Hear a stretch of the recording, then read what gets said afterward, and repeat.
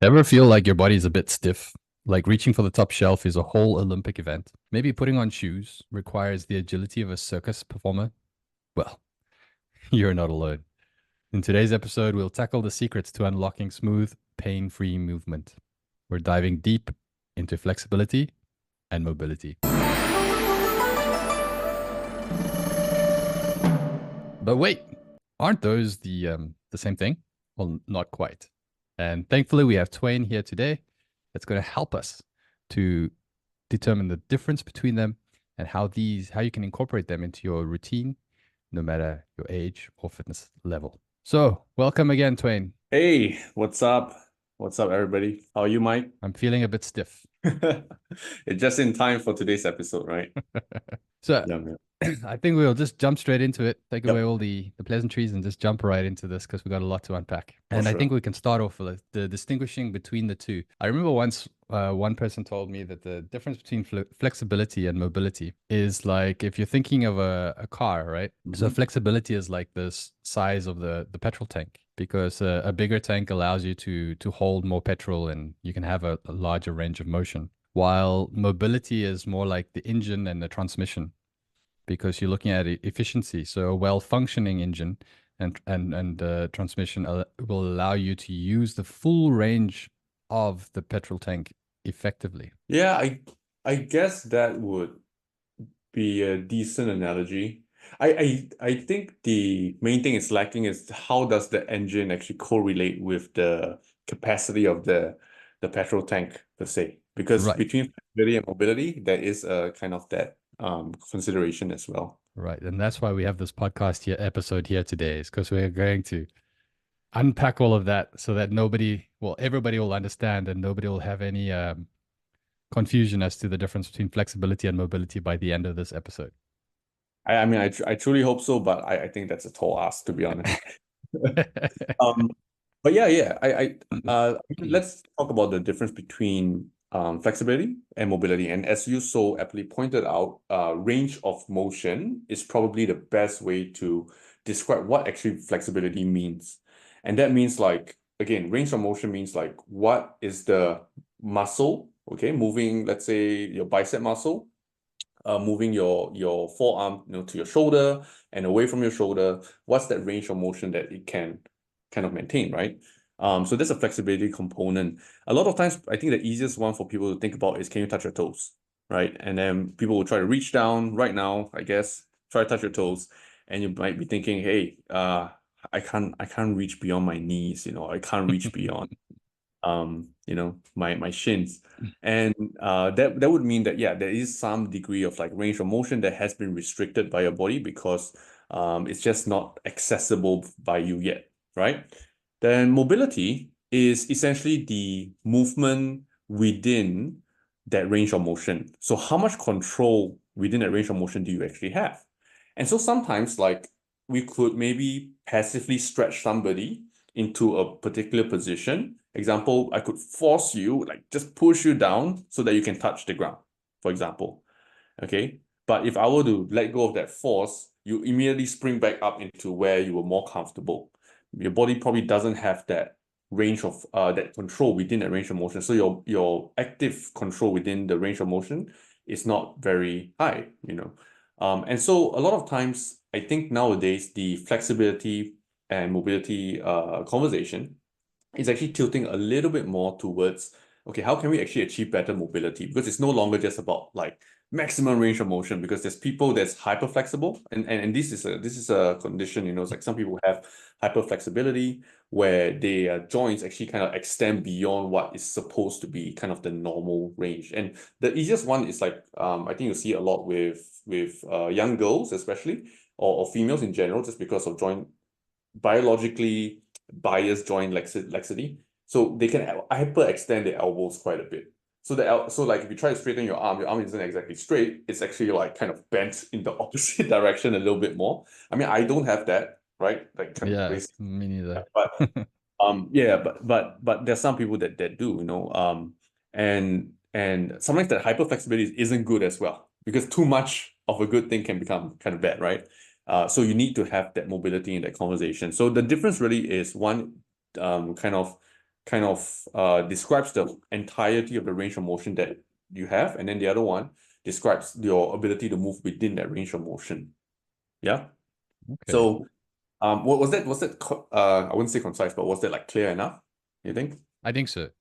So the one is determining the extent, the limits, while the other one is determining the speed or control that you have to get to that limit. Yes, exactly. All Yeah. right. So with flexibility and mobility, right, as with everything else, it seems, it decreases as we get older. Mm-hmm. Some of this is obviously due to like things like loss of muscle mass or decreased joint lubrication.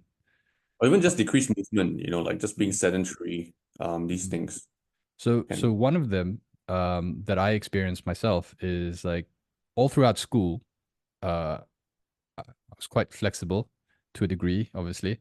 Like in primary school, we don't have seats when we have assembly and all these kind of things. So we all sit in the hall on the floor. We can sit there, we cross our legs, right? But from high school onwards, we already have chairs. And so the amount of times that you actually sit and cross your legs and all these kind of things de diminishes quite a lot, at least in my childhood. Yep. And it's done it to such an extent now that where now I cannot sit and cross my legs. I can cross my legs, but my knees don't go down towards the ground anymore. They sit more at like 45-degree angles. Yeah. Would this be like something that could still be reversed, or is this like just something you accept as you get older? Is this like part of the getting older process? Yeah, that's actually a really good question because I think the simple answer that you probably hear from most people would be, yeah, you want to be able to, kind of access that range of motion again, push your legs down so that the side of your knees can touch the ground again and things like this. But I would reckon a lot of it, like it's more nuanced, right? The first part of it would be, do you actually want to do you actually need to rather like functionally access that range of motion again? Or let's say, is just a little bit more flexibility good enough, right? Like what's the degree of result you're looking for? Mm. To answer your immediate question, can it be reversed? Yes, very highly it can, because a lot of it just comes back down to going into the new ranges of motion and then of course identifying what muscles you need to kind of work on and then going into the new ranges of motion with specific exercises and slowly just challenging the body to adapt to that, right? So you can reverse it. Your body is not a fixed thing. You can always change certain things. Yeah, most of these musculoskeletal things like we can generally change, right? Of course, I'm not talking about like structural issues, people have defects, whatever, Yeah. that's not part of this conversation. But generally, yes, you can. The only thing here would be to what degree and the level of like flexibility you're trying to achieve would then kind of dictate the approach that you might use. Yeah. Of course, like where your starting point is. So let's say if you're hyper inflexible right now for some reason, like you're literally when you try to sit down, you can barely cross your legs. Your knees are like at your chest, Hmm. for example. Okay, I would say that it's a spectrum, right? It's like a scale. Yeah. That would fall on the side of like you are really, really inflexible. Like something's really very tight. We need to kind of figure that out and reverse that. But if you're already like kind of sitting down, the sides of your knees not really touching, but you're also kind of resting your legs on your, on your feet quite well, and you're not facing any discomfort. You can kind of sit cross-legged for a little bit.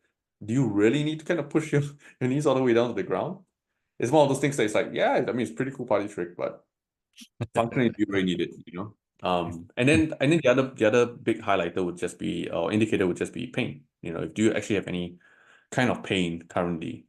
Um, and a lot of times, again, people like to link any kind of pain felt with maybe like a lack of flexibility or like a mobility or something. But it's not so linear as well as we're starting to find out more and more, you know. So first thing is yes, good news, you can reverse it if you want to. The bad news is that each person's case is kind of different and whether there's a need to actually reverse it, like what level of flexibility you're trying to get to, that's probably the bigger question you want to answer first. Oh, interesting. So Yeah. this will also apply then for other parts. Like it's not just this is, as you say, is a neat party trick. that you can go and put your knees down, right? But what Yeah. about things like reaching for the top shelf? Yes. So Like, like reaching up overhead, you mean, yeah, and just reach grab something off there. Yeah. yeah. So something practical like that. When you're looking at range of motion, you're looking at flexibility. Hmm. Um, Sometimes you see in some people that also diminishes. Yep. What would you say to those kind of things? And like, how would flexibility and mobility play a part in this kind of daily activities? Okay. So let's say if we use a specific example, somebody not being able to reach for the top shelf to grab something, that is, first of all, the question is, can you even bring your hand above your head, right? If you Mm, can't bring your hand above your head, there is generally a flexibility issue. Yes.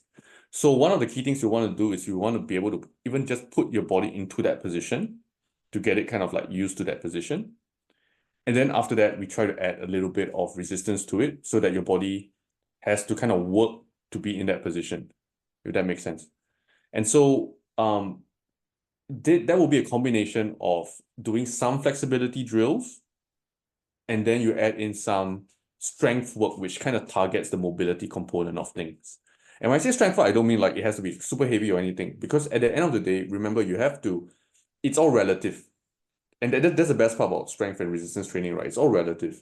And let's say if you can't even bring your hand above your head, then getting your hand to be above your head is in and of itself some level of resistance already. mm, Um, so these things do decrease with age if we don't take care of them.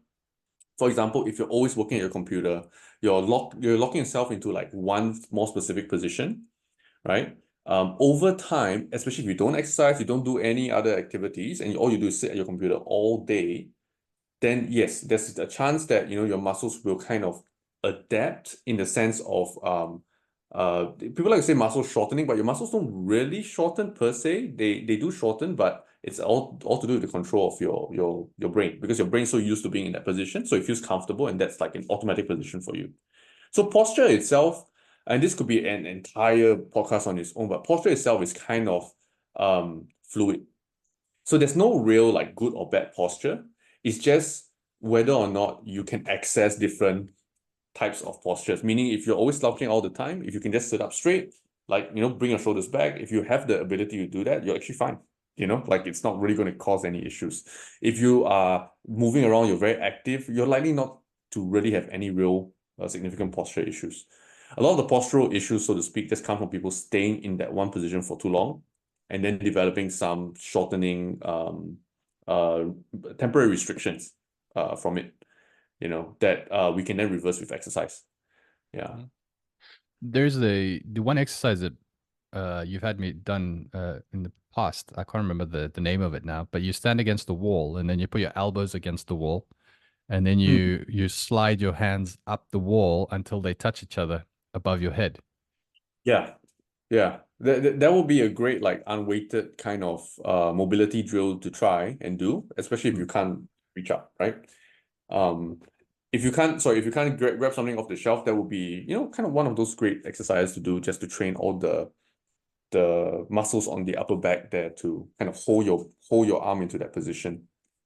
So is this like one of the type of exercises that you're referring to when you're saying you can sort of retrain like the hunched back from sitting at your desk all the time?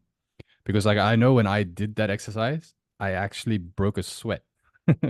It's embarrassing to admit to, as a guy, Yeah. but without any weights in my hand or anything, but just holding my elbows against the wall and lifting. I can encourage any of your listeners to try this exercise. Yep. Um, just lifting it up like that, I actually broke a sweat. That it was quite tiring for me. Would that be because my flexibility is not so great, and therefore my mobility within that is hindered? Or what would be why did I actually struggle so much? Yeah, it will be a combination of both, really. Because in the first place, if like you were standing up against the wall and you couldn't even get your elbows or your hands to kind of touch the wall, that would probably be kind of a flexibility issue to get into that position. And then the mobility part of like just trying to maintain that while you reach overhead, that would be a mobility issue already. Yeah. But here's the thing also, especially as sometimes like when you get used to certain positions, especially at the start, you will feel a lot of restrictions, but after you kind of get some blood flow to the area, you do a few of these basic drills, you actually start to loosen up the area. I'm using very, very loose terms here, but loosen up the area in the sense of now the muscles, have a higher kind of you have better control over the muscles because you're starting to put them into that position. Your body's starting to recognize that position as being okay. This is an okay position to be in. It's no longer a difficult or tough or dangerous position to go to. Sometimes when you try to force it, especially when you don't have the flexibility, what happens is you end up just like pushing it a bit aggressively, and then there's this response from the brain where it's like, no, no, no, you got to kind of seize things up, tighten things up to prevent any further injury or any potential for injury rather. Mm. Yeah. So it's a combination of like the flexibility and the mobility stuff. But I think just from all these examples I've given so far, you probably would be able to imply that a lot of the solutions to any kind of flexibility issues or even or general mobility issues would be more inclined to be something where you're actually moving, right? You're not really like just holding a stretch per se. Hmm. Yeah. Okay. Before we move into any like action points that people can take away from this, right? I want to touch on a controversial point that some people might see as controversial. How do you feel in this area of flexibility and mobility? Would a chiropractor fit in? Chiropractor. Mm, A chiropractor. I think yeah, I think it really is a luck of the draw kind of thing because there are quite a few different schools of chiropractic study. Each have their own kind of like syllabus and way they do things. mm, A lot of it, I think, and I'm just speaking off the cuff here. I'm not well versed in actual chiropractic study, so I don't know if this is the most accurate representation. But a lot of the basis for the chiropractic solution, right, is you do the alignment of the bones by doing all the cracking, and we see all those videos online, yeah. right? We see cracking and all that stuff. I think it's already been proven, number one, that the cracking sound and that cracking feeling you get is not so much joint alignment per se, but it's more to do with just like synovial fluid bubbles just kind of popping and getting released, which is a very common thing. It's like when you crack your knuckles, like right now, I'm not sure if any of you heard that or can hear this. Like, yeah, that's just the same thing. It's literally the same thing happening, but just in the spinal area and all that. Totally harmless for the most part, unless like you're working around like areas like the head where if you be a bit too aggressive with it, you could potentially sprain certain areas and things like that, depending on the tissue structure. The bottom line to say is that a lot of this is just, for lack of a better word, maybe just for show.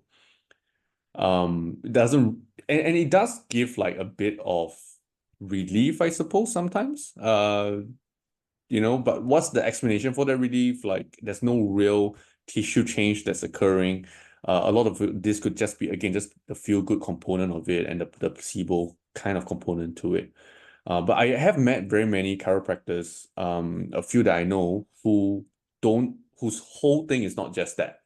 They use that at the start, kind of to allow the clients to feel a bit better, and then they quickly move on to teach them how to do certain exercises and strengthening and things like this. Because here's the truth, okay? And I think it might be hard for a lot of people to hear. A lot of the solutions to the chronic pains that people feel just stem from not being active enough or not actually being strong enough. And I don't mean strong as in like, oh, you got to go to the gym, lift your maximum weights or whatever. I just mean like basic level of functional strength. Can You know, get up carry, and off a chair. yeah, get off the chair, or even like maybe slightly higher level stuff like just carrying a bag of groceries for a decently long amount of time. Or even like people would say, oh, I carry my bag, my bag's like 3 kilos, oh, so heavy, the kind of things. Like, should it really be that heavy? So it's little things like this where it's just the lack of activity. And so what a lot of these rehabilitative practitioners who are really good at their job will do, they'll meet you where you come in thinking that, okay, these treatments are the things that make me feel better. I some acupuncture, some chiropractic cracking, some alignment, whatever it is. They'll come in, they'll do that for you to make you feel good. And once you feel good, they'll teach you what you need to do because it's much easier than to do that, right?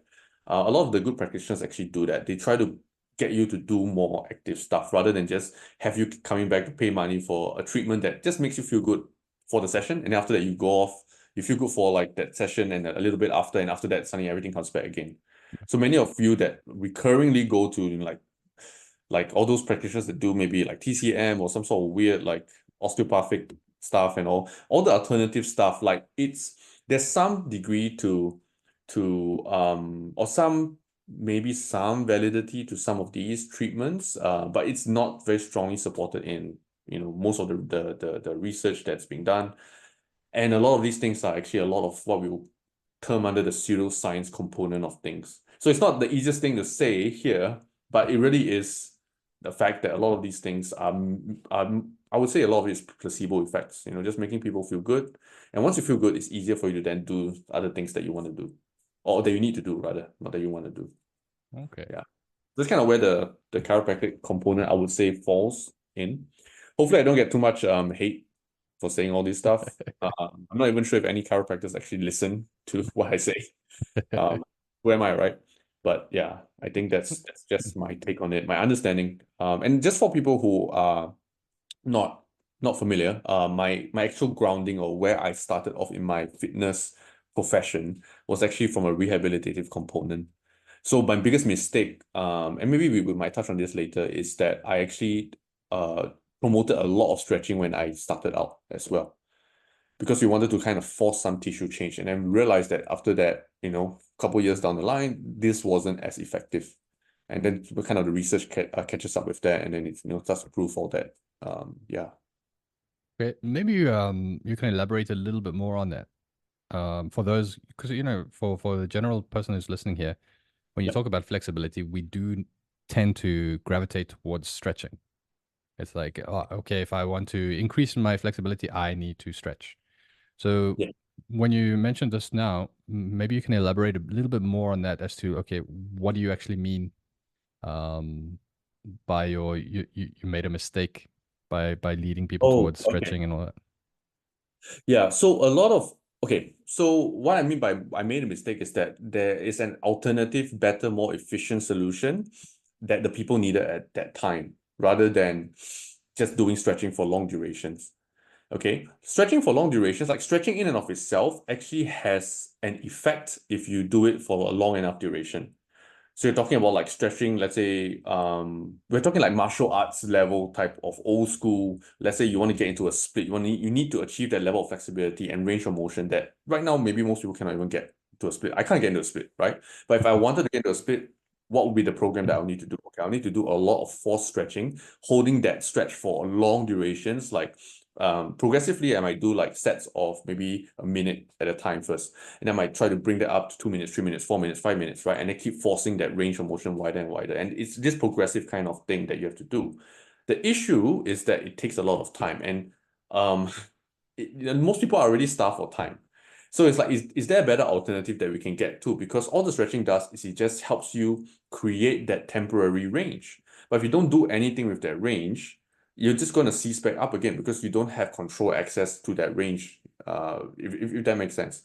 So a lot of times, the alternative to that will be like, hey, let's see what's your current range, and let's see whether we can maybe load this range, get you to feel a bit of resistance within this range, and then push to the outer limits of that range with the resistance, right? And do it, with as many reps as possible, and then slowly increase that, because that's a lot more time efficient, and it slowly gives you that not only flexibility but mobility within the range. Then when you need to get to like more extreme levels of like range or motion, yeah, probably adding in a little bit more flexibility to just increase that range further from there will be necessary. Yeah, because once you start to get to the extreme stats, you need a little bit more targeted things like this. But for the general person, the mistake that we made last time was like, okay, this part is very tight. right? We didn't really investigate why is this area really tight. The surrounding structures are like it's tightened up because the surrounding structures around it maybe aren't as strong. It's not as coordinated. They're not doing certain movements enough. So the whole area is not strong enough to kind of work together. And things like this. And then the solution for that would have been to just give them like more strengthening type drills to do that would then quickly improve their condition. Versus like doing maybe 30 minutes of stretching while they're watching TV or something, which feels good in the moment. But like I said, once, it feels good already after that 1 hour, 2 hours later, get up, you move around, it just tightens everything back up again. Okay. I'll tell you the issue that I have with stretching.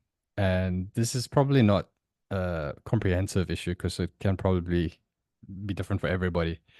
Okay. But from my experience that I've had is the issue that I always took with it is that it's very isolated.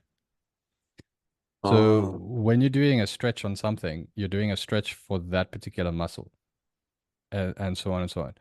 But, and this is like, now shifting focus a little bit here. This is where I found this working on real world scenarios works better. So an example is squats, right? yes. I Yeah. think the majority of Western people, we struggle in squats, myself included. When I first started doing squats, I had to use I think probably the 20K kg plates under my Mm, feet because I needed the elevation because I just couldn't get my heels down at all when I yep. went into the squat position.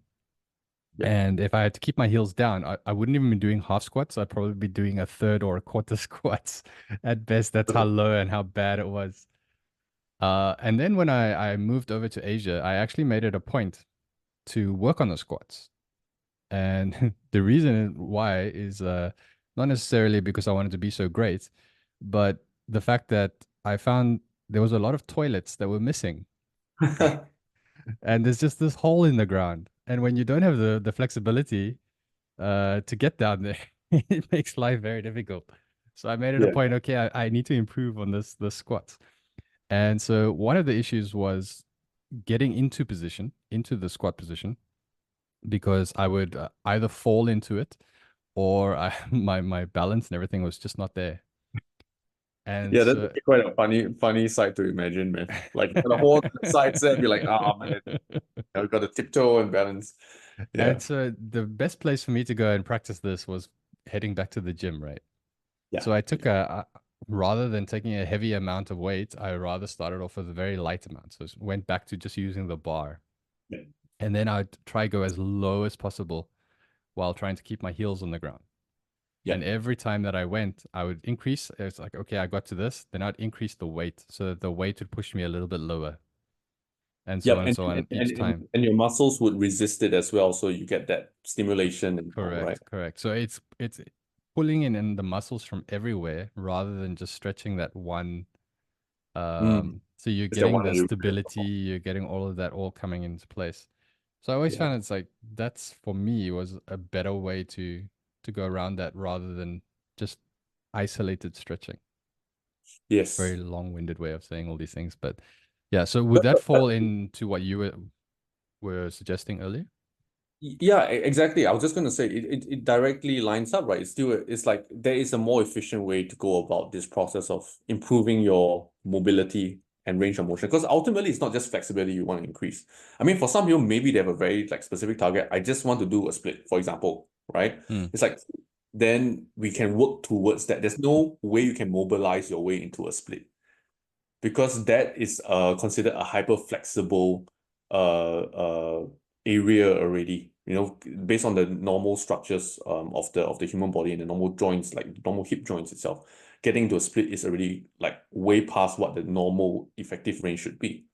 And so yeah, then maybe you might need to go, into that kind of flexibility training, like I say, dedicate specific amounts of time to forcing the tissues to get access to that areas. Hmm. It takes time. It takes time. But for the average person, no, like they don't. It's nice and cool to have a split, but nobody's like really dedicated to like, oh, I must have that split now. So when you're talking Uh, about average person, sorry, just yeah. go ahead. I was just gonna say, like, so the average person is just somebody that just wants to, number one, be healthy and mobile enough to do all the things they need to do, play the sports they need to play, right? Yeah. So a large portion of that requirement actually comes down to your ability to control your body within, the so-called normal ranges of motions for the most part. And a lot of sports actually don't require very extreme ranges of motions. If you think about, okay, so I give you a perfect example of this. You know how whenever sometimes I scroll through Instagram, you see like some people training, athletes training, and then a lot of athletes when they train, like sprinters specifically, right? So I'm going to talk more about sprinters. So when they train in the gym, they do this thing called like quarter squats. They do like heavy quarter squats. Yep. And a lot of times, if you just look at that at face value, you'll be like, what the hell? Like drop the weight, like drop the ego and go lower and stuff. But that is very specific to that top end range of motion that they often use within their sprinting mechanics. Mm. If you look The at a lot like force of the floor that they use yeah, to propel forward. correct. And if you think about their starting position on the tracks, right? Yeah. Their starting position, they're essentially in that quarter squat position. Mm. So that they just need to push off from there. And then when they do their sprinting itself, it's actually generally half squats all the way, or even shallower than half squats.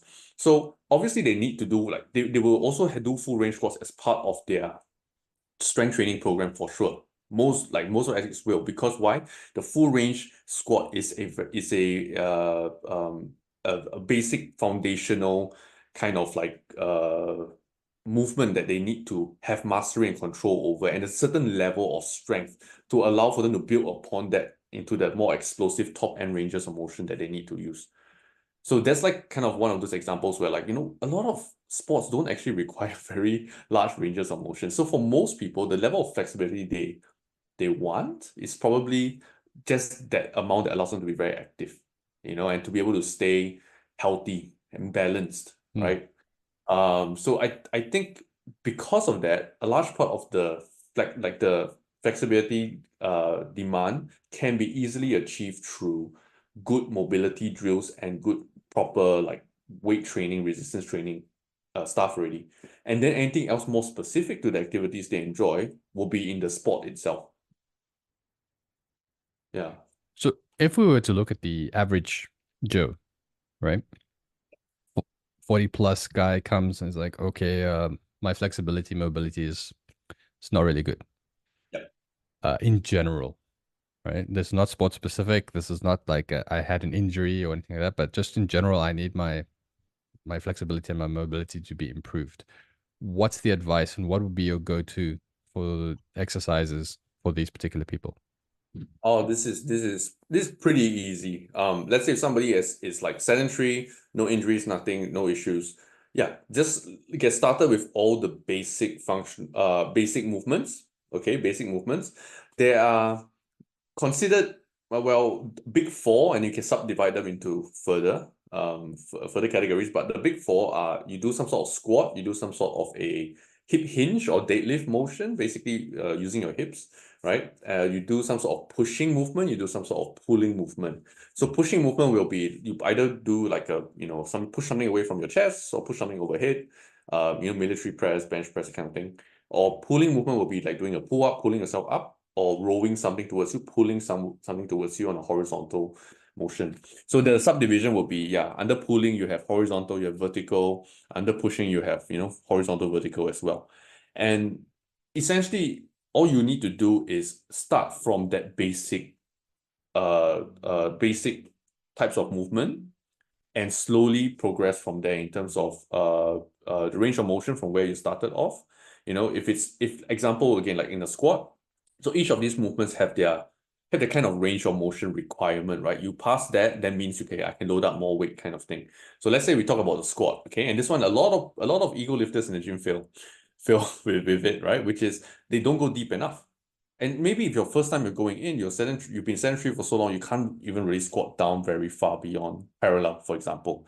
So maybe your first job is, yeah, you gotta be able to get to parallel, be able to control that position. Can you pause? Can you squat down slowly, pause at that halfway point, and then come back up?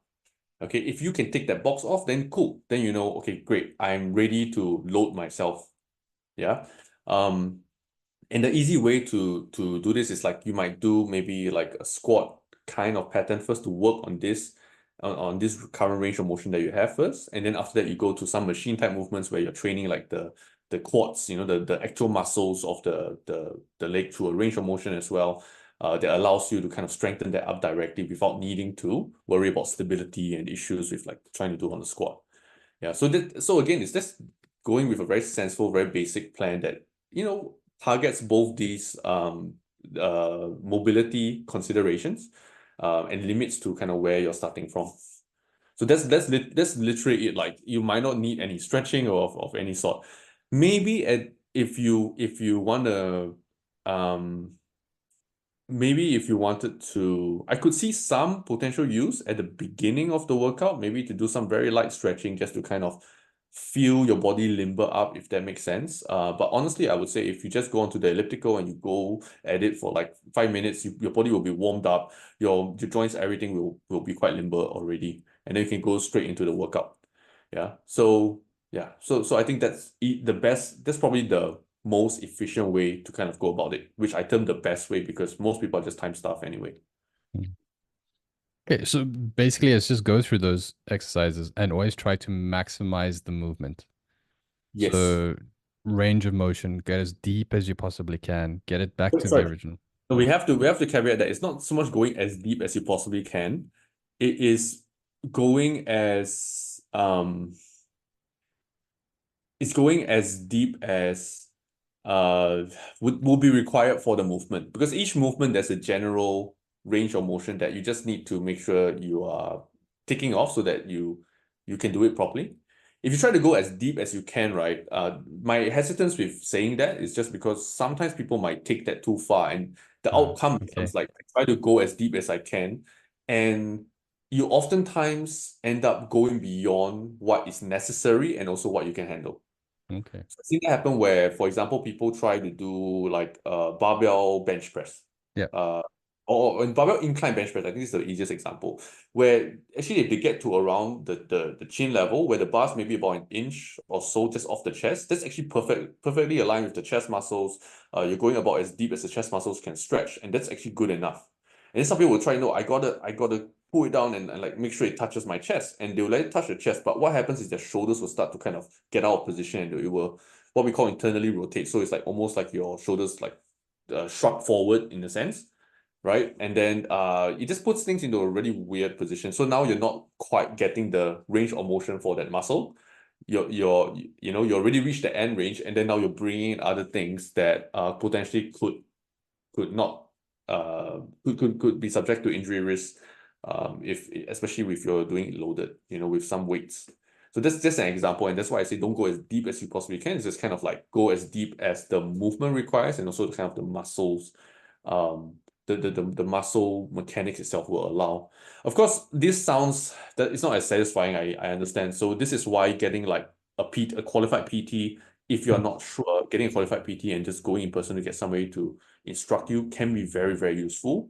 There's plenty of YouTube videos online as well. Obviously, this requires your time to go and like, figure things out. I would definitely suggest just go and get a qualified PT, start from there, and then try it out on your own and practice it, because these things improve with practice. It's not like you go for one session or you watch one video, you can do it already. You actually have to do it and then keep doing it and adjusting as you go along.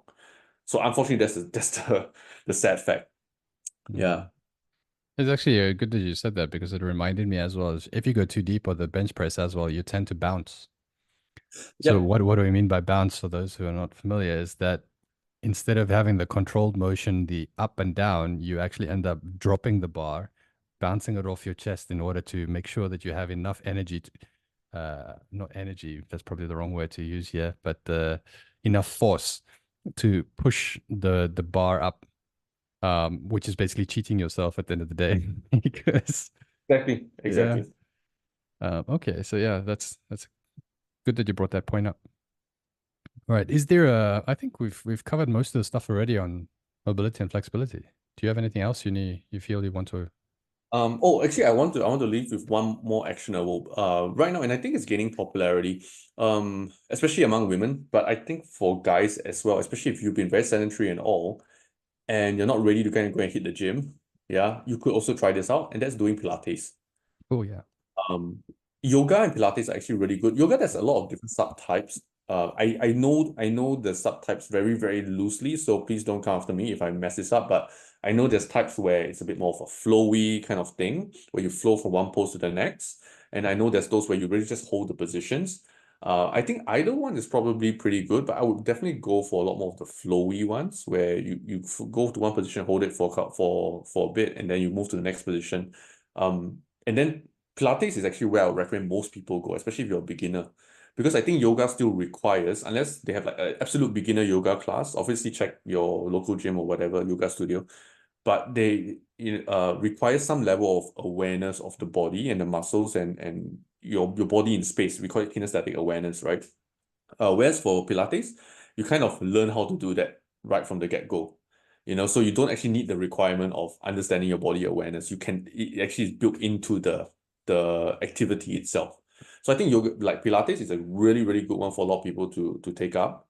If you feel like you're not ready to go and lift weights, yeah, because it teaches you very good body awareness. It's actually relatively strengthening for a beginner.